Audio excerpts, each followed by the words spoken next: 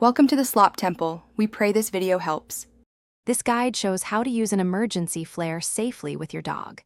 Use a handheld LED or chemical collar flare designed for animals, not roadside flares.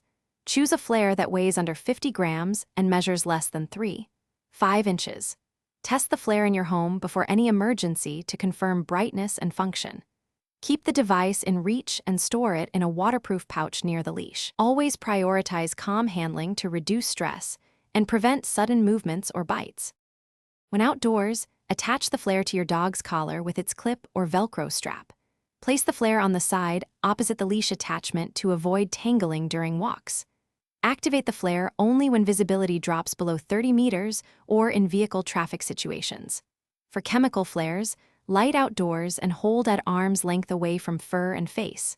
For LED flares, press the power button and set flashing mode to conserve battery life. Check attachment stability every 5 minutes and swap the unit if it heats or smokes. After using a chemical flare, move your dog to fresh air and check fur for residue. Brush or wipe away particles with a damp cloth and use gloves to protect your hands. If skin shows redness, burns, or your dog sniffs irregularly, contact a vet immediately. Replace chemical flares after one use and store LED units charged above 50% battery.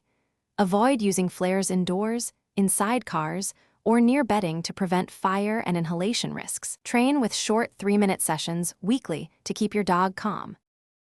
Thanks for watching. Consider subscribing if we helped you.